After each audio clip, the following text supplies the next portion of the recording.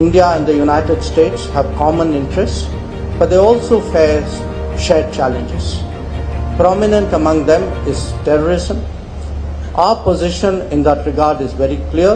It is one of zero tolerance. Marco Rubio ji America के top diplomat हैं, वो पहुंच गए स्वीडन से। कहाँ पहुंचे भी तो कोलकाता पहुंचे, दिल्ली पहुंच गए हैं। बल्कि उनकी आज मुलाकात भी हुई है वज़ीर आज़म मोदी साहब से। और वज़ीर आज़म मोदी साहब से जब मुलाकात हुई तो उन्होंने प्रेसिडेंट ट्रंप की जानिब से उनको दावतनामा भी दिया है कि जी आप वाशिंगटन तशरीफ लाइए। This is an attempt bye Donald Trump कि इंडिया के साथ रिलेशंस को रिपेयर किया जाए था। तो आई थिंक ये रूबियो को भेजा है कि यार जाके नरेंद्र मोदी से थोड़े से गोडे शोडे पढ़ लिया और खुश कर रहे हैं, मसला बनाया है। No reason for this. We actually हमने अपना सारे का सारा शनाख्त चेंज कर दी, ठीक है, यूएस का पार्ट बनने के लिए। माजी में हम लैकी, माजी में हम चमचे थे। लैकी तो क्यों अंग्रेजी का लफ्ज़ इस्तेमाल करते थे, चमचे थे। बड़ी इंटरेस्टिंग बातें उन्होंने की हैं वहां पे। उन्होंने कहा जी कि जो रशिया का जो ऑयल जो हम जो तेल इंडिया आ रहा था वो इंडिया स्पेसिफिक नहीं थी। ये चीज, ये ब्रॉडर प्रेशर हम रशिया के ऊपर डाल रहे थे कि अगर इंडिया चीपर क्रूड ऑयल लेना चाहे तो वो ले सकता है। आसिम मुनीर हमें फितनतुल हिंदुस्तान के जो है वो ड्रामे दिखा के और बता के खुद पीछे से ये जो है वो मोदी के पैर पड़े हुए हैं इन्होंने, और ये जाके उनके मिन्नत तरले कर रहे हैं कि बॉर्डर्स खोलो और बॉर्डर्स खोलो, समझौता एक्सप्रेस दोबारा चलाओ। वो मान भी रहे हैं। उनका ये भी कहना है कि हिंदुस्तान तो किसी की सुन ही नहीं रहा, गला भी सूखा है, बिजली है नहीं, हम पानी दे नहीं रहे।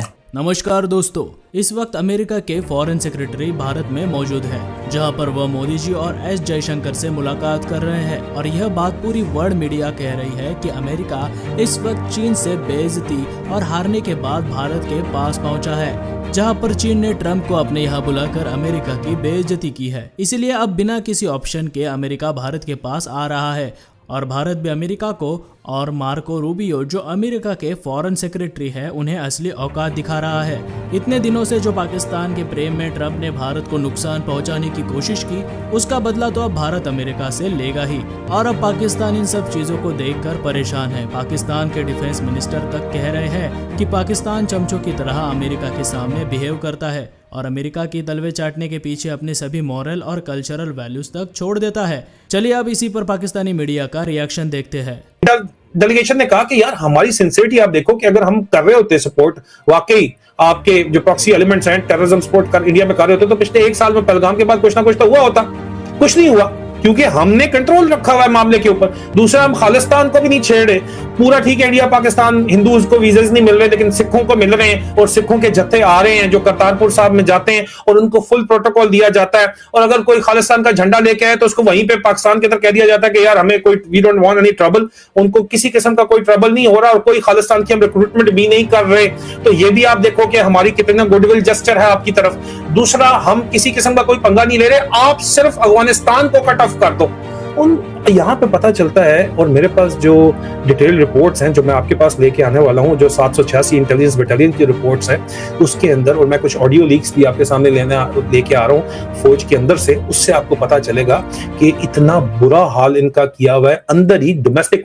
इंडिया कहता है कि यार आप बार बार अफगानिस्तान बोल रहे हो, आप बार बार हमारा अफगानिस्तान के साथ रिलेशनशिप को बात कर रहे हो, ये जितना भी आपके अंदर टेररिज्म हो रहा है ये तो आपका डोमेस्टिक एलिमेंट है और पॉलिटिकल इशू है जिसको आप डंडे के जोर पे सॉल्व करते हो। तो फिर वो आगे से जो है हर कोई जो है वो पंजाबियों की तरह तो नहीं होता बगैरत, या डुसाइल नहीं होता सिंधियों की तरह, वो पठान खड़े हो जाते हैं, आगे से वो खड़े हुए हैं, तो आप हमारे मत्थे तो मत मारो उनको।